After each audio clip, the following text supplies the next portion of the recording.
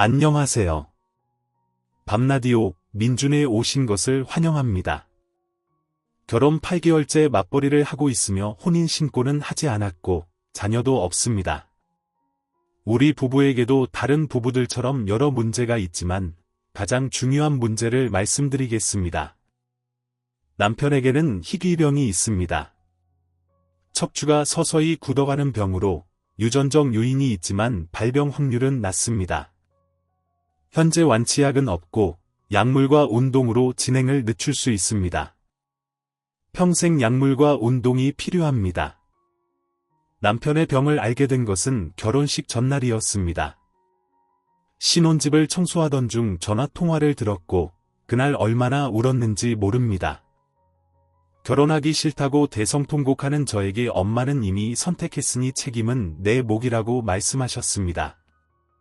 이제 돌아보니 가장 행복해야 할 신부가 울고 있는 모습을 보고 엄마 마음이 얼마나 아팠을까요? 정말 저는 불효녀입니다. 사실 상견례 당시 친정 엄마는 남편을 병원에 데려가 보라고 하셨습니다. 육안으로도 허리가 상당히 구부정했거든요. 연애 기간 동안 저는 단순히 운동 부족 때문이라고 생각했고 저도 허리 디스크를 앓아 자세가 고정됐던 때가 있어 심각하게 생각하지 않았습니다. 그래서 남편을 처음 본 날부터 친정 엄마는 병원에 데려가 보라고 했지만 저 역시 말하기 조심스러워 말을 꺼내지 않았습니다. 정말 어리석은 짓이었죠. 하지만 그 모습으로 식장에 들어가면 사람들이 뭐라 할까 싶어 남편에게 조심스럽게 얘기했지만 남편은 자존심이 상한다며 완강히 거부했습니다. 우리 엄마가 병원에 가라고 해도 난 안 갔다. 그런데 장모님이 가라고 해서 간다면 우리 집 입장이 뭐가 되냐고 말도 안 되는 소리를 하며 우겨댔습니다. 혼자 힘으로 해결하겠다고 버텼습니다. 그 말을 믿고 기다렸지만 시간이 흘러도 나아지지 않았고 결혼 날짜는 다가왔습니다. 그때부터 본격적으로 병원에 가자고 얘기하기 시작했습니다. 싫다고 버티는 남편과 여러 번 싸움 끝에 병원 검사를 받고 결혼 전날 검사 결과를 들었습니다. 남편의 반응은 담담했지만 속까지 담담했겠습니까? 당사자인데요. 하지만 오래전부터 이 병이 아닐까 짐작은 하고 있었다는 말은 저를 더 절망스럽게 했습니다. 그렇다면 왜 시어머니가 병원에 가자고 할 때 가지 않았을까? 아니면 스스로 검사를 받아보지 않았을까 따져보았지만 가끔 통증이 있어 동네 병원에 갔을 때도 별말이 없어 심각하게 생각하지 않았다는 답을 내놓았습니다. 이 때문에 사기 결혼이라며 결혼 직후에도 많이 싸웠습니다. 이제는 지나간 일이니 좋다 이겁니다. 문제는 결혼 후부터입니다. 앞으로 알아서 운동하겠다는 남편의 말만 믿고 한 달을 지켜보았습니다. 집에 와서 누워 게임은 할지언정 운동은 하지 않는 남편에게 헬스든 뭐든 끊어서 다니라고 말했지만 남편은 집에서 하면 된다고 알아서 하겠다고 대답했습니다. 결혼 첫 달에 함께 병원 진료를 받았을 때 의사는 운동을 무엇보다 강조했고 병원에서 나오자마자 싸웠습니다. 운동을 왜 하지 않느냐? 결혼했으면 가정을 위해서라도 운동해야 하는 거 아니냐? 그렇게 게을러서 어떻게 병이 좋아지겠냐? 고 화를 내는 저에게 남편은 내가 나 운동하는 걸 본 적 있냐? 본 적도 없으면서 라며 애 같은 소리를 했습니다. 자기를 게으르다고 했다며 화를 내면서 그제야 선심 쓰듯 그럼 헬스 다니면 되잖아 했습니다. 하지만 헬스를 끊고도 일주일에 한두 번 회식은 그렇다고 쳐도 일주일에 2번 이상 직원들과 저녁 먹고 술 마시고 당구치며 술을 많이 먹은 다음 날은 일찍 들어와도 피곤해서 대부분 운동을 생략합니다. 헬스를 6개월간 끊었는데 주 3회 가본 걸 본 적이 3번 있습니다. 항상 주 1회 혹은 2회, 어떤 때는 남편도 힘들겠지 스트레스 풀 시간도 있어야지 하며 아무 말 안 한 적도 있고 어떨 때는 카톡으로 이따 운동 열심히 해라고 무언의 압박을 주기도 하고 어떤 때는 대놓고 협박하고 싸우기를 6개월 반복했습니다. 얘기 좀 하자고 하면 남편은 피하기만 하고 화가 나서 싸우면 남편은 말 한마디 안 합니다. 저도 같이 침묵하다가 답답해서 먼저 얘기해서 풀고 하기도 여러 번, 정말 지옥 같은 시간이었습니다. 한 번은 이혼하자고 했던 적도 있고 어찌어찌 열심히 하겠다는 남편의 말을 믿고 나도 마음을 고쳐먹어야겠다고 생각했습니다. 그래서 나랑 같이 운동 다니자고 했더니 싫다고 합니다. 협박하고 어르고 달래서 같이 운동을 나갔는데 다른 사람들이 운동하는 걸 보니 본인 몸이 이상하다는 걸 그제야 깨달았습니다. 그렇게 제 개인 시간도 포기하고 운동을 같이 다니고 매달 병원을 따라다녔습니다. 병원을 바꾸자고 했더니 남편은 병원은 다 똑같다며 멀어서 싫다고 했습니다. 결국 시댁까지 동원해 병원을 바꿨습니다. 새로운 의사 선생님은 예전 병원보다 훨씬 더 운동을 강조하며 매일 여러 번 운동하라고 했습니다. 남편은 주 1회에서 2회, 이제 주 4회에서 5회 운동합니다. 매일 운동하지는 못하지만 여전히 친구들과의 약속, 직원들과 당구 등으로 바쁩니다. 예전에는 늦게 들어오는 날엔 운동하지 않았지만 이제는 하고 자는 날도 있습니다. 조금 더 체계적으로 운동하면 어떨까 해서 운동 처방을 받아보자고 제안했지만 남편은 또 싫다고 합니다. 지금 운동하고 있는데 뭐가 문제냐, 넌 왜 자꾸 내 성격을 바꾸려고 하느냐며 화를 냅니다. 제가 너무 서두르는 것 같나요? 모르는 사람들은 그렇게 볼 겁니다. 그런데 저 나이 매우 많습니다. 내년엔 아기를 가져야 합니다. 제가 어렸다면 1에서 2년 천천히 남편의 운동 습관을 잡고 병이 조금 호전되면 더 좋았을 겁니다. 그리고 희망적인 마음으로 아기를 가졌겠죠. 지금도 남편의 뼈는 조금씩 망가져가고 있습니다. 제가 원하는 것은 병원에서 단 한 번이라도 희망적인 얘기를 듣고 싶다는 것입니다. 잔소리하지 않아도 남편이 스스로 운동하는 모습을 보고 싶습니다. 남편이 이를 악물고 열심히 해서 저에게 믿음을 주면 좋겠습니다. 희귀하지만 만약 내 아기가 남편과 같은 병을 가지고 태어나더라도 절망보다는 아버지처럼 이겨낼 수 있다고 말해주고 싶습니다. 물려줄 재산은 없을지라도 바람직한 정신적 유산을 물려주고 싶습니다. 노산 걱정에 남편 걱정까지 더해져서 아기를 갖고 싶지 않습니다. 만약 나중에 남편이 쓰러져서 남편 노릇을 못할 수도 있습니다. 우리는 가진 것이 많지 않아서 남편도 아이도 제가 혼자 감당해야 합니다. 그때 당신이 온 힘을 다하지 않았기 때문이야 라고 원망하고 싶지도 않습니다. 병은 본인이 원해서 생기는 것이 아니니까 받아들여야 합니다. 둘 다 성격이 다르고 싸울 수도 있습니다. 하지만 병이 호전되는 것, 더 나은 가정을 이루기 위해서 같은 목표를 가지고 머리를 맞대고 더 나은 방법을 찾아 함께 노력하고 싶습니다.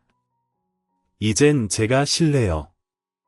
내 속도 모르고 곤히 잠자는 남편 모습을 보며 속 끓이는 눈물 짓는 제 모습이 싫습니다. 잔소리하는 악처가 되기 싫고 남편 손을 끌고 가는 제 모습도 싫습니다. 본인에게 도움이 될지 모르는 모든 방법을 생각해보자는 긍정적인 대답보다는 싫다는 말을 먼저 하는 남편이 싫습니다. 늦게 귀한 자식을 시집 보내고 마음고생한다고 우시는 친정엄마 모습을 보기도 싫습니다. 내 아들은 내 말 안 듣는다. 내가 살살 달래면서 잘해봐라 는 말도 싫습니다. 무책임하고 아무런 도움도 안 되는 시댁도 싫습니다. 선택엔 책임이 따른다고 했습니다. 남편은 제가 선택했고 결혼한 이상 남편의 병도 제 책임이라고 생각합니다. 남편이 혹시라도 잘못되면 넌 옆에서 뭐 했냐 라고 할 테니까요. 그래서 제가 할 수 있는 건 이제 다 했다고 생각합니다. 억대 돈을 벌어다 줘도 싫습니다. 집을 사줘도 싫고 인내심을 가지고 지켜보기도 싫습니다. 8개월간 변하지 않으려는 사람이 8년이 지나면 변할까요? 무책임하고 자기밖에 모르는 사람과 80년을 산다고 생각하니 끔찍하게 싫습니다. 이젠 그냥 혼자가 되고 싶습니다. 남편아, 잔소리 대단한 마누라랑 8개월간 사느라 고생이 많았다. 넌 나한테 항상 왜 자꾸 이러냐고 했지. 너야말로 의사 말 못 들었느냐.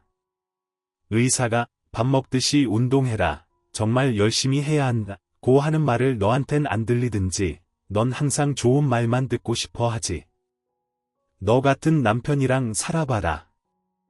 좋은 말이 나오겠나. 딱 너 같은 여자 만나서 한번 살아봐라. 자기 몸 망가진 건 생각도 못하면서 살 좀 빼라고 하지 않나.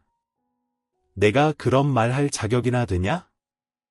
너 만에 하나 쓰러지면 가진 것도 없는데 어떡하나 해서 조금이라도 젊고 건강할 때 더 모아보자고 주말에 시간 쪼개서 곁벌이도 했다.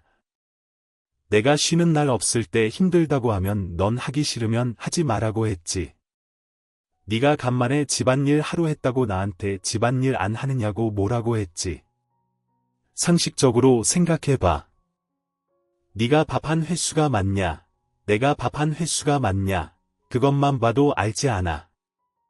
그래, 넌 앞으로 너 하고 싶은 것만 하고 살아라. 그렇게 살다 죽든지 말든지 이젠 내 할 바 아니다. 난 하늘에 맹세코 할 만큼 했다. 너랑 살아보려고 온 힘을 다했어. 그 누구도 나에게 돌을 던질 수는 없을 거다. 기도하마. 네가 운동 안 해도 아무 생각 없이 좋다고 실실 쪼개는 여자. 병원 가서 그런 소리 들어도 어떻게든 하고 걱정만 하는 여자. 힘들어서 일하기 싫으니까 너보고 돈 많이 벌어오라고 하는 여자. 그렇게 이해력 대단한 년 만나서 하고 싶은 것만 하고 즐겁게 살길 바란다. 잘 먹고 잘 살아라. 다신 보지 말자. 남편 자존심 상할까봐 함부로 하지도 못했던 제 이야기 들어주셔서 감사합니다. 답답했던 속이 좀 시원해지네요. 후기 날씨가 상당히 춥네요. 다들 안녕하신지요? 오랜만에 찾아뵙네요. 사실 제가 글을 올릴 때 신세 한탄 반, 혹시 내가 잘못한 건 아닌가 하는 생각 반으로 글을 올렸습니다. 말씀드렸다시피 남편 자존심 상할까봐 친한 친구들에게도 얘기하기 조심스럽기 때문이죠. 어차피 인생은 긴데 내가 너무 성급하게 생각하는 건 아닌가. 어차피 결혼했으니 같이 잘 살아보자고 한 의도와는 달리 오히려 미친 놈처럼 남편을 들볶아서 결혼 생활을 망치고 있는 것이 아닌가 이런 생각으로 다른 사람들의 생각도 들어보고 싶어서 글을 올린 것이 사실입니다. 생각보다 너무 많은 분이 비로한 글을 읽어주시고 제가 잘못 생각한 게 아니라는 걸 확인한 순간 그것만으로도 너무나 큰 힘이 되어서 며칠 내내 댓글을 볼 때마다 저도 모르게 눈물이 흐르더군요. 많은 위로와 격려를 보내주셔서 머리 숙여 감사드립니다. 결론부터 말씀드리자면 저 이혼합니다. 그간 얘기가 길어서 어디서부터 풀어야 할지 모르겠지만 예전 글을 읽어보니 매우 격한데요. 사실 그날 남편과 아내, 이젠 전남편 농가 병원을 다녀오던 길에 말다툼을 벌이고 쓴 글입니다. 병원 가기 일주일 전쯤 부부 교육을 다녀오면서 성격을 왜 바꾸려고 하냐 는 그 말에 큰 다툼을 벌였습니다. 그 이후의 대화를 간략히 요약하자면 병이 조금이라도 호전되는 모습을 보고 아이를 가지고 싶다. 최선을 다했는데 안 되면 할 수 없는 거다. 하지만 해보지도 않고 포기할 수는 없지 않느냐. 6개월 정도 온 힘을 다해달라. 내게 조금이라도 나아질 수 있다는 희망을 품게 해달라. 아이는 6개월을 지켜보고 가졌으면 했지만 남편은 그럼 아기를 안 가지면 되지. 난 상관없고 했습니다. 온 힘을 다할 자신도 노력할 자신도 없는 거냐고 묻자 남편은 그럼 6개월 후의 상태를 보든지 해라. 난 나아질 자신이 있다. 고 했습니다. 그래서 본인이 뱉은 말이니 마지막으로 지켜보아야겠다는 생각으로 사이가 안 좋음에도 병원 진료를 함께 받으러 갔습니다. 의사는 강직성 척추염은 염증 수치가 높지만 증상이 나타나지 않는 사람도 있다며 미래는 누구도 알 수 없다고 했습니다. 갑자기 나을 수도, 갑자기 악화할 수도 있다며 갑자기 악화하는 경우를 막고자 병원을 다니는 거라고 설명했습니다. 의사가 해줄 수 있는 건 여기까지라며 뼈가 망가지는 건 피할 수 없으나 덜 망가질 것으로 생각한다고 했습니다.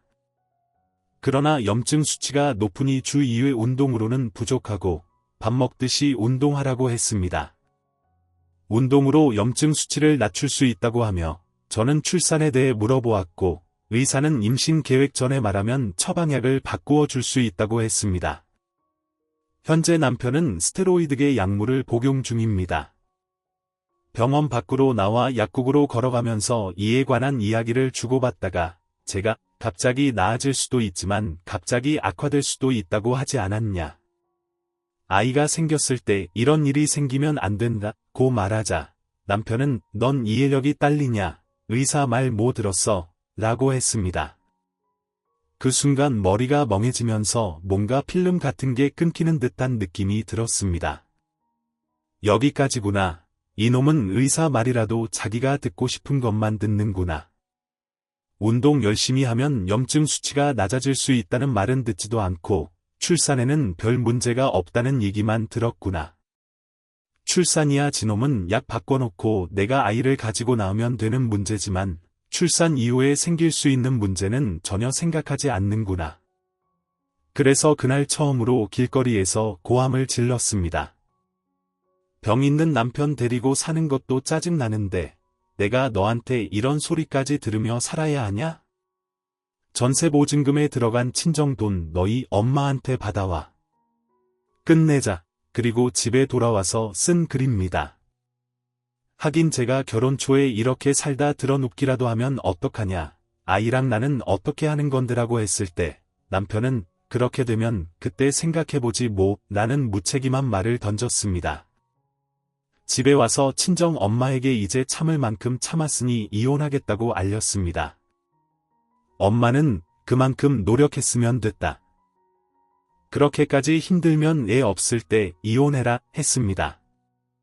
시댁도 알게 되었는데 시어머니는 처음엔 내 말이 다 맞다. 내 아들이 잘못한 거 맞다. 고 하면서도 이혼 다시 생각해봐라. 우리 아들이 병신인 걸 어떡하냐. 내가 어떡하면 되겠냐 라는 말만 반복했습니다. 어차피 부모님 말씀도 듣지 않는 사람 아니냐고 했습니다.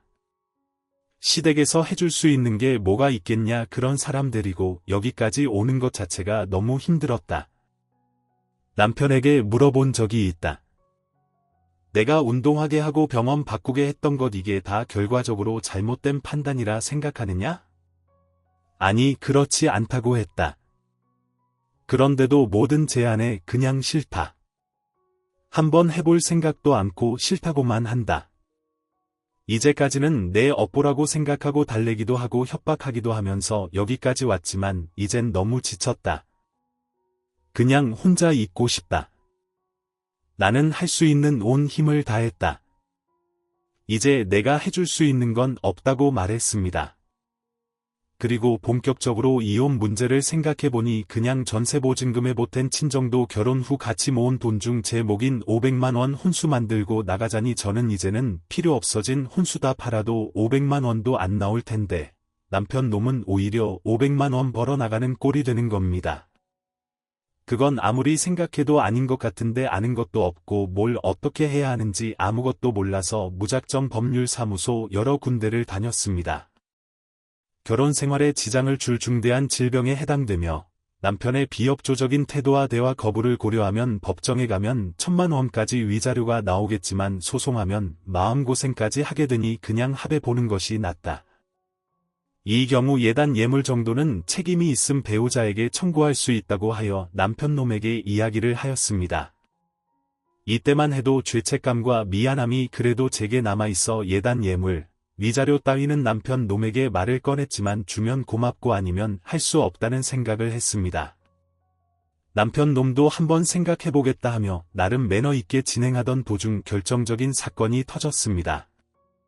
사이가 안 좋아진 후 남편 눈은 침대에서 저는 소파에서 자는데 뭐 환자니까요. 남편 놈이 출근 전 씻으러 가면 제가 침대로 가서 잡니다. 보통은 침대를 옮겨 자는 순간부터 깊이 잠이 드는데 그날따라 이상하게 남편 놈의 휴대전화기에서 색다른 알림음이 울렸고 화면을 열어보니 조건만 땡이라는 문구가 보였습니다. 어디서 왔는가 하고 찾아봤더니 채팅 앱을 받았더군요. 신혼여행에서 찍은 사진을 비롯해 오만 사진을 올려놓고 유료 채팅으로 여자들을 깨고 있더군요. 한 명도 아니고 여러 명 대화를 시작하면 돈이 드는 모양인지 아이디를 알아내서 카톡 추가까지 해가며 땡땡땡씨 맞나요 하면서 기가 막혀서 말도 나오지 않았습니다. 어차피 이혼하자고 합의했다고는 하지만 집을 내놓은 것도 합의를 한 것도 돈을 정리한 것도 아무것도 하지 않은 상태에서 회사가 너무 바빠 척추 교정 운동도 빠지면서 그래도 회사 사람들과 퇴근 후 밤늦게까지 어울려야 사회생활을 잘하는 거라면서 회사에서 틈틈이 운동한다는 거지 같은 변명이나 하면서 채팅하면서 여자들을 꽤 시간은 있나 봅니다. 그리고 나서 조용히 이틀 지켜보니 추워 죽겠는데 집에 들어오지도 않고 주차장에서 30분 이상 통화하기도 하고 어처구니가 없네요. 새벽 3시 15분 앞에 대화 내용은 지워버리고 잘 들어가요. 우리 다음엔 공부해서 만나요. 남편 놈보다는 저 자신이 한심하다는 생각이 들었습니다. 내가 이런 쓰레기를 남편이 랍시고 골랐구나. 무책임하고 나약하고 입만 열면 싫다 소리밖에 못하는 초등학생도 못한 새끼이지만 그래도 한때 남편이었다고 내가 먼저 버리고 나가는 거라고 죄책감과 미안함을 하고 있었던 제 자신이 얼마나 멍청하게 느껴지는지. 예단 예물 위자료까지 챙겨나가는 건 그래도 한때 인연이었던 사람한테 너무 야박하게 구는 것 같다고 생각하며 주변 사람들에게 헛똑똑이 비난까지 들어가며 끝나는 순간까지 서로 힘들게 하지 말아야지. 추억까지 더럽히지 말아야지 이런 생각이 얼마나 바보 같았는지 수백 명의 사람들 앞에서 열심히 살겠다고 맹세했던 결혼인데 저 개자식에겐 이 정도의 무게밖에 되지 않는구나.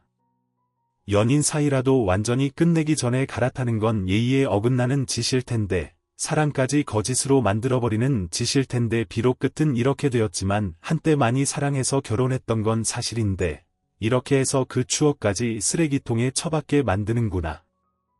내가 얼마나 열심히 살았는지 누구보다 본인이 잘 알고 있을 텐데 합의하고 집 처분하고 길어야 두세 달. 그 외에 무엇을 하든 어떻게 살든 본인의 자유인데 이렇게 이런 순간까지 쓰레기 같은 밑바닥을 보여줄 필요가 있을까? 좋게 좋게 웃으며 얘기하고 마무리 지으려던 마음을 순식간에 악에 바치게 하는구나. 1차 합의의 날 제가 얘기했던 금액보다 훨씬 적은 금액을 주겠다는 남편에게 저도 말했습니다. 싫다 그 금액대로 주지 않으면 법정에 가겠다. 위에 썼던 말들을 그대로 들려주며 악에 치받친 인간 얼마나 무서운지 한번 보아라. 회사에서 운동한다고 담배 피우면서 목이나 돌리고 어깨나 돌리는 수준이겠지. 회사 일이 바빠 죽겠다면서 틈틈이 운동할 시간은 있나 보지. 그렇다면 법정 가서 회사 사람들 증인으로 불러들이면 되겠네. 회사에서 얼마나 운동 열심히 했는지 입증할 기회가 되겠네.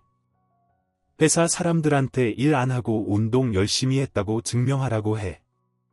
이혼 구두 합의가 효력이 있다고 아직 한 집에 살고 합의도 안 했고 집조차 내놓지 않았다면 사실혼 기간 맞아. 넌 지금 책임 있음 사유 한 가지 추가한 거야? 채팅할 뿐만 아니라 만나지 않았다고 유부남인 거 다 밝혔다고 대화할 상대가 필요했다고 운동할 시간도 없이 바쁘다면서 채팅할 시간이 있었나 보네. 그럼 너나 나나 통화 내용, 카톡 내용, 대화 내용 낱낱이 다 까발리고 네 말대로 안 만났는지 알아보고 그년들이 유부남인 거 알고 대화했는지 알아보고 필요하면 법정으로 불러들이면 되겠다. 저하고 얘기하고 싫으면 법정 가자고 했습니다. 이 일이 있은 후 저 자세로 나오던 시모가 돌변합니다. 거기다 이혼 2번 한 형님령까지 끼어들어 사랑과 전쟁이 되네요. 지금도 남편 놈은 부탁으로 전셋집이 나가면 합의금을 받기로 되어서 얼굴 보면 토할 것 같지만 한 집에 살고 있습니다. 남편 놈은 여전히 바쁩니다. 채팅 어플에서 만난 여자들한테 한번 호되게 되었는지 채팅은 이제 하지 않고 제가 있을 시간엔 침실에서 나오지도 않고 죽은 척하고 있다가 제가 나가면 돌싱 동호회에서 채팅하고 여자 깨고 다니고 있습니다. 함께 쓰는 컴퓨터에서 저런 직거래를 하고 다니면 다 남는 걸 모르는지 머리가 나쁜가 봅니다. 돌싱 사이트의 버젓이 성격 차이와 생활 방식의 차이로 이혼했어요. 저놈 말대로라면 기러기 부부, 주말 부부는 다 이혼하겠네요. 자기 주장이 너무 강한 사람은 싫어요. 의사 주장을 왜 내 주장이라고 생각하는지 개짖는 소리 같은 프로필을 올려놓은 걸 보고 한참 웃었습니다. 뭣도 모르는지 엄마가 한개 소리를 그대로 올려놓았네요. 글이 너무 길어져서 시모와 형님년 얘기는 나중에 또 올리도록 하겠습니다. 오늘도 속 시원해지고 갑니다. 최종 더 늦기 전에 두 번째 후기를 올립니다. 바빠서 일주일 간격을 올리네요. 그날 남편 놈과의 대화를 요약하자면 첫째 운동 관련 남편 놈은 회사에서 틈틈이 운동하고 있다. 나는 나름대로 노력하고 있다. 그렇다면 돈 주고 운동하는 사람들은 전부 바보인가? 당신보다 더 많이 벌고 더 바쁘고 더 건강한 사람들도 시간과 돈을 투자해 운동하고 있다. 심지어 나 같은 건강한 사람도 주 3회 운동하려고 노력하고 있다. 심지어 당신은 환자가 아닌가? 사람은 모두 늙어가고 병이 든다. 당신은 젊은데도 병이 있다. 그런 사람이 건강한 사람보다 운동에 시간을 많이 투자하는 것이 이상한가? 운동할 시간을 따로 주는 대기업도 아니고 당신이 운동한다고 해도 직급상 열심히 하기는 불가능하지 않냐? 업무 도중 스트레칭이라면 나도 틈틈이 하긴 하지만 그게 운동 전부가 될 수는 없는 것이다. 둘째, 싫다 관련 싫다 해도 나는 항상 당신 뜻을 따르려고 했다. 결국엔 당신 뜻을 따랐다. 그렇다면 왜 싫다 하는가? 나를 그렇게 괴롭혀서 당신에게 도움이 되는 것이 무엇인가? 당신이 말했다시피 내 선택이 그래도 옳다고 생각했다면 내 뜻을 조금이라도 존중해 주려고 노력하는 것이 옳은 것이 아닌가? 한번 시도해보고 나서 안 되겠다 했다면 우리 사회가 이렇게까지 되지는 않았다. 셋째, 강직성 척추염 진단 관련 겨우 의사 2명이 그렇게 진단한 것 아닌가? 의사 진단이 틀릴 수도 있지 않냐? 미친 거 아니야? 큰 병원 의사들이 틀렸다고 생각하냐? 그것도 2명이나 최근 옮긴 병원의 전문의는 이 분야의 1인자다. 당신 걸음걸이만 보고도 얼마나 심각한지 알지 않던가? 전국 병원을 다 다니지. 그래, 내 생각엔 당신의 몸의 병보다 마음의 병이 심각하다. 넷째, 채팅 관련 이제 와서 이런 소리 하는 게 이상하지만 만나지 않았다. 룸사롱 가서 몇백만 원 주고 술만 먹었다고 하면 누가 그 말을 믿냐? 간 것 자체가 잘못된 거 아닌가? 이런 상황에서 대화할 사람이 필요하면 돈 주고 상담사를 찾는 게 낫지 않냐? 이런 변명은 이상하지만 공부해서 만나요는 노래방에서 뛸 곡을 공부해서 같이 부르자는 거였다. 앞에 내용 못 봤냐? 앞에 내용 지워놓고 무슨 소리 하냐? 나를 시험하려 하지 마라. 너도 알다시피 난 이런 쪽에 감이 좋다. 새벽 3시에 그런 문자 오갔는데도 아니라고 뭐 만나든 안 만나를 떠나서 그런 시간과 정열을 운동에 쏟았으면 우린 이렇게 되지 않았을 것이다. 그 다음 날 시모가 먼저 전화를 했더라고요. 그 대화 내용 요약해 볼게요. 정말 마음을 바꿀 생각이 없냐? 다시 한번 생각해봐라. 왜 나한테만 그러세요? 왜 내 마음에 따라 모든 것이 바뀔 것처럼 말하세요? 아들이 요즘 뭐 하고 다니는지는 아시나요? 어머님의 아들 요즘 채팅 앱으로 새로운 여자를 만나려고 노력 중이다. 당신 아들도 마음이 돌아섰어요. 자꾸 모든 게 내 탓인 것처럼 얘기하지 마세요. 그럴 리가, 우리 아들이 그럴 리 없다. 이날 아들한테 전화해서 난리를 쳤는지 남편 놈이 아주 불쾌해하였습니다. 내가 나 여자 만나는 거 봤냐? 증거 있어. 그렇게 따지면 너도 땡땡씨 둘이 만난 거 잘못이다. 아마 몰래 카톡을 봤나 보더군요. 땡땡씨는 너도 알잖아. 결혼식 전에도 보고 결혼식에 화환도 보내줬다. 결혼 생활을 한 지 오래된 분이라 이혼 문제 상담하려고 만난 것뿐인데, 그리고 카톡 봤으면 알겠지만 10시에 헤어졌어. 알든 모르든 무슨 상관. 더럽기로 따지면 너도 더러워. 더럽다는 말은 한 적이 없는데 본인이 더러운 짓을 하고 다니니 도둑이 제발 저리나 보내요. 시어머니는 급기야 저희 엄마한테 전화까지 하셨네요. 고래고래 소리까지 지르셨대요? 아니 뭐 때문에 변호사까지 찾아가요? 그럼 어디다 물어보나요? 이혼이 처음인데 친정엄마가 천연갑스럽게 대처하시자 말발로 안 된다며 후퇴후 제게 전화하시더군요. 그럼 같이 변호사를 찾아가 위자료를 합의봐라. 이 이야기를 듣고 미치셨나 싶었습니다. 이혼하는 마당에 나란히 손잡고 변호사를 찾아가라는 말이세요. 그런 건 직접 알아보세요. 남편 놈은 이 와중에 예물예단 가격 알아야겠다고 해서 아무 생각 없이 결혼 예산 정리한 것 엑셀로 쳐서 프린트해서 보여줬습니다. 이게 대실수였네요. 이 미친 놈이 그걸 또 치모에게 찍어 보여주었어요. 내가 명품 모른다고 무시하냐? 터무니없이 예단 가격이 비싸다 무시한 적 없어요. 혼수는 내가 모은 돈으로 해서 이런 단위까지 정확하지만 예단은 친정엄마가 해주셔서 세부적인 금액까지는 모른다. 남편놈한테도 이 점은 미리 이야기해 놓았는데 못 들었나? 정확한 건 친정엄마께 여쭤봐라. 싫다. 너희 엄마랑 얘기하면 죄인되는 기분이거든. 얘기하기 싫으니까 내가 직접 백화점 가서 영수증 끊어와라. 그리고 예단 이불도 터무니없이 비싸다. 내가 미싱 사는데 모르겠냐? 이불 그까짓 거 몇 푼 안 된다. 나는 우리 딸 결혼할 때 이부자리로 짝 다 해줬다. 예단 누가 해오라고 했냐? 이게 말인가요? 막걸리인가요? 뭐 이런 경우가 다 있습니까?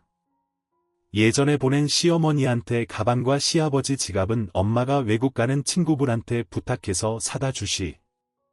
이혼해야 하니 영수증 끊어줘라고 전화해서 받아오라는 건가요? 이렇게 가다가는 집안 싸움이 될 것 같아 남편 놈에게 말했습니다. 이런 얘기에 부모까지 끼어들면 상처받게 더 받겠어. 우리 선에서 알아서 결정하자. 혹시나 가방 예단 가격 착오가 있다고 해도 넌 나한테 위자료 100만 원 더 주는 게 되는 거다.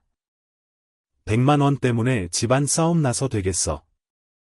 변호사를 만나든 뭐든 내가 직접 알아보고 부모는 자꾸 개입시키지 않는 게 좋겠다. 그래도 이 멍청한 나쁜 놈은 말을 듣지 않습니다. 오히려 시모가 변호사한테 전화해본 답시고 결혼생활 어땠는지 쭉 써서 보내라고 했다면서 연애 시절 잘못해서 나한테 무릎 꿇고 사과한 얘기까지 적어 보냈네요. 보통 미친 게 아닙니다. 아니 대체 왜 연애할 때 무릎 꿇은 것 때문에 이혼하는 게 아닌데 이 놈은 집안 싸움을 부추기고 있는 걸까요? 당연히 시모 눈 뒤집혀서 내게 전화해서 개지랄을 시작하대요. 남의 집 귀한 아들을 무릎 꿇려 연애 시절 얘기입니다. 무릎 꿇으라고 강요한 적 없고 본인이 선택한 거다. 근데 이 시점에서 이건 중요한 게 아니다. 우리가 그것 때문에 이혼하는 게 아니니까 이혼 사유는 따로 있지 않나? 네가 우리 아들 아프다고 보약을 쪄줘봤냐? 영양제를 사줘봤냐? 어머님께서야말로 결혼 전에 살찌라고 보약 딱 한 번 지어준 걸로 알고 있다. 결혼 전에 많이 좀 지어주시지. 그리고 영양제 한 번도 안 먹어본 사람한테 최초로 영양제 사준 사람도 나다.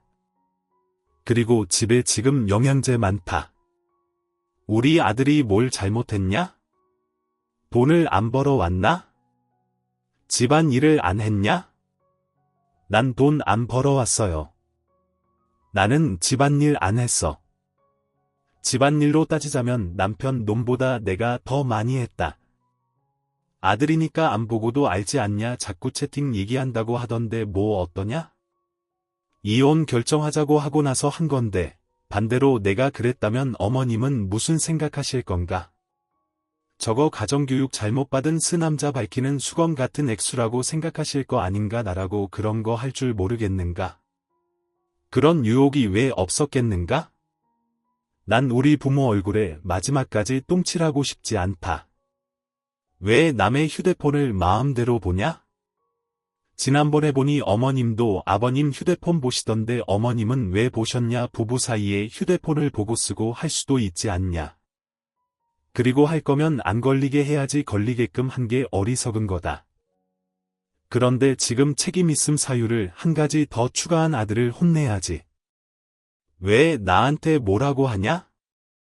너 말하는 거 보니 너희 엄마랑 똑같다. 우리 아들이 참 피곤했겠지 싶네. 워낙 게으르고 철없는 사람이니 그랬을 수도 있겠다. 이제부터 어머님께서 현명하게 잘 다스리면 되겠네요. 웃냐? 나 무시하냐 소송 가라. 난 돈 못 준다. 제가 원하는 바다. 모든 걸 걸고 소송 가겠다. 아님 그 집에서 살든가?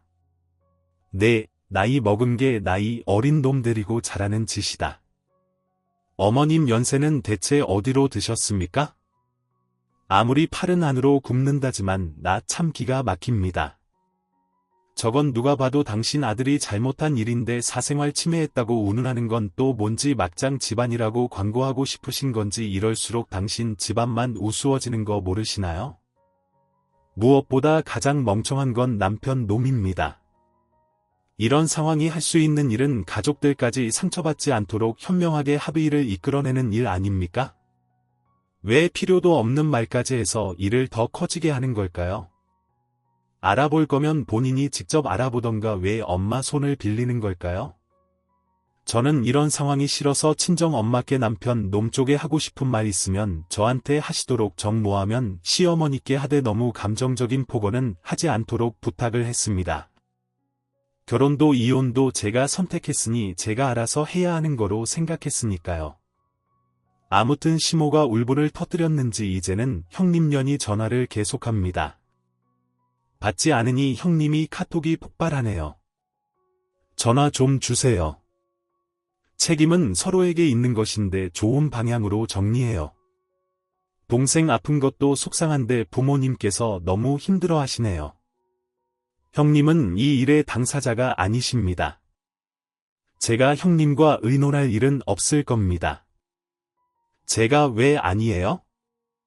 처지받고 제 동생이 남편에게 전화해서 피곤하게 하면 좋겠습니까? 제가 오죽하면 참다 이러겠어요? 얘기하고 푼 걸 참는 사람은 양쪽 집안에 다 있는 겁니다. 그럼 처집하고 동생이 그런 상황이면 보고만 있겠어요. 네, 직접 제가 얘기할 일은 없습니다. 우리 가족들은 너무 무시하네요. 우리 부모님과 저는 옳게 신경 안 쓰게 잘해주려고만 했는데 그건 이쪽에서도 마찬가지예요. 제가 가방 상표를 모르는 것도 아니고 도대체 결혼이 뭐라고 생각해요? 동거하다 헤어졌다고 생각해요. 그래 너야말로 대체 뭐라고 생각해서 2번이나 이혼했어? 형님께 일일이 제 결혼 생활이 어쨌거나 말씀드리고 싶지 않습니다. 금전적인 것도 확실한 것도 아니고 금전적인 건 저희가 알아서 하겠습니다. 그러니까 형님도 안녕히 계세요. 그럼 더는 부모님께 연락하지 말아요. 한 적 없습니다. 증빙자료 없인 그 금액 절대 못 줘요. 법적 대응 자꾸 얘기하는데 저도 아는 변호사 많아요. 잘 됐네요. 그러세요. 그럼 제 모든 걸 걸고 한번 가보겠습니다. 정말 끝까지 예의라곤 없네요. 죄송하다는 말 한마디 없네요. 제가 왜 죄송합니까? 지금 웃는 거예요. 우리 가족을 너무 무시하네요. 어쨌든 형님하고는 더는 할 얘기가 없습니다. 지금껏 옳게 챙겨주시고 생각해 주신 부모님 생각하면 이렇게 못해요. 그냥 아픈 사람 신랑 책임지기 싫다고 솔직히 얘기하면 우리가 뭐라고 얘기를 하겠나요? 제가 해봐서 아는데 여자가 다 손해보는 것 같고 그런 거예요. 서로에게 더는 안 좋은 감정은 남기지 않도록 잘 판단해요. 한마디로 돈 깎으라는 얘기 전 깎아줄 생각이 점점 사라집니다. 오히려 어떻게 하면 사기까지 몰고 가서 혼수 비용을 받아낼까 하는 생각마저 했습니다. 결혼 전날 알린 거 남편 놈과 저밖에 모르는 일이니 결혼식 올리고 알렸다고 해버릴까? 어차피 증거도 없는데 그러면 혼수 비용까지 나올 텐데 하는 나쁜 생각 별의별 막말을 다 듣다 보니 그런 마음마저 생기는 겁니다. 남편 놈에게 이야기했습니다. 시모 형님 관리 잘하라고요. 소송 가면처럼 막말한 거 다 흠 잡힐 것이라고 열흘 후 합의 아니면 소송이다 통보를 했습니다. 일단 소송 가면 그땐 협의 없다. 사기 결혼으로 혼수 비용까지 싹 받아내겠다고 평생 혼자 살고 싶은가 보지 소송 기록도 남는다. 또 누구에게 사기치려고 남아도 상관없다. 아닌 건 아닌 거다. 그리고 장모님께 말씀드려 친구 조심히 사기라고 그 가방 안에 비닐이던데 친구한테 속으신 것 같다 지금 약 올리는 거니? 아니 그냥 좀 안타까워서 좀 좋은 집을 해왔으면 아내까지 가죽인 가방이 예단으로 갔겠지. 원래 예단이란 신혼집에 비례해서 가는 거니? 그렇게 알고 다 잊어버려 앞일만 생각하자 멍청한 남편 놈은 이 말을 또 시모한테 전해서 시모가 전화해서 한바탕 퍼부었습니다. 친정에서 전세금 보탰다고 나 무시하느냐면서 이놈의 집구석은 맨날 무시만 당하고 살았나 봅니다. 셋이 입을 모아 무시 연발이네요. 아무튼 소송 가면 서로 피곤하니 그냥 합해보자 하면서 선심 쓰는 척하는 남편 보란듯이 소송으로 갔습니다. 모든 증거 다 있고 그깟 가방값 아끼다가 다 잃어본 뒤에야 정신을 차리겠죠. 정말 저를 돕기만 남게 합니다. 그리고 어머님께 그렇게 귀한 아들내미 왜 그 지경까지 내버려 두셨어요? 보는 사람마다 걸음걸이가 이상하다 허리가 구부정하다 했을 텐데 그렇게 귀하게 키우셨으면 병원에라도 진작 끌고 가시지 그러셨어요. 두 분은 풀세트 갖추시고 주말 평일 할 것 없이 놀러 다니시느라 잘 모르시나 보지만 그렇게 귀한 아들은 키도 작고 덩치도 조그만 안쓰러운 하나밖에 없는 아들을 겨울이면 얼음이 어는 차가운 방에 그것도 스프링이 다 꺼진 침대에서 영양제도 한 번 사다 준 적이 없이 보약 한 제 지어져 본 적 없이 키우셨답니까? 어머니는 친정엄마를 피곤한 사람이라 생각하실지 모르겠지만 저는 집에 빨간 딱지가 붙는 순간에도 차가운 방에서 자본 적 없습니다. 공부하다 허리가 조금 아프다고만 해도 어머니는 제 손을 잡고 병원에 데려가셨습니다. 사실 제가 결혼을 결심한 건 그 사람 방바닥이 너무 차가웠기 때문이죠. 돈 벌러 땅 사고 상가 사고 하실 돈은 있으시면서 설거지는 김이 펄펄 나는 뜨거운 물로 맨손으로 하시면서 보일러 값이 많이 나가서 한파가 오는 날만 아들 방에 난방을 넣어주신다는 어머니께서 사실은 계모가 아닌가 그 사람이 한없이 가여웠거든요. 저희 친정 어머니 아니었으면 그 사람에게 그런 병이 있었는지 절대 몰랐겠죠. 그 사람은 제 발로 병원에 갈 사람이 절대로 아니니까요. 쓰러지고 정상적인 생활을 못하게 되어서야 알았겠죠. 그 병을 지금이나마 결혼을 통해 알게 해주었고 그래도 살아보겠다고 같이 운동 다니고 병원도 다니고 한 사람에게 100만 원이 그리도 아까워 영수증을 떼오라고 하십니까? 솔직히 그 100만 원 없어도 그만이지만 어머님 좀 배우시라고 소송 가자고 했습니다. 돈만 싸들고 있으면 뭐 합니까? 건강은 돈으로 살 수 없는 것입니다. 이번에 뭘 잃고 얻었는지 생각 좀 하고 사세요. 저 역시 배우고 갑니다. 어머님은 못 배운 게 문제가 아닙니다. 안 배우려고 하는 게 문제라는 거요. 다음에 누군가를 만날 땐 가정교육을 잘 받았는지부터 보아야겠습니다. 그리고 형님아 이혼 2번 한 게 훈장이냐? 사람은 흠이 많을수록 함부로 나서는 것이 아니라고 했다. 돈이 없는 것도 아닌데 요즘 세상에 전문대도 못 가고 외국 나가서 몇 년씩 아르바이트 하나 안 하고 부모도 펑펑 쓰고 놀다가 갔다 와서도 변변한 직장도 없다가 이제 나이 먹고 또 부모한테 닭집 차려달라 결혼할 거니 원룸 해달라 했던 사람이 명품을 잘 아는 게 자랑이냐 나이 먹고 좀 부끄러운 줄 알아라.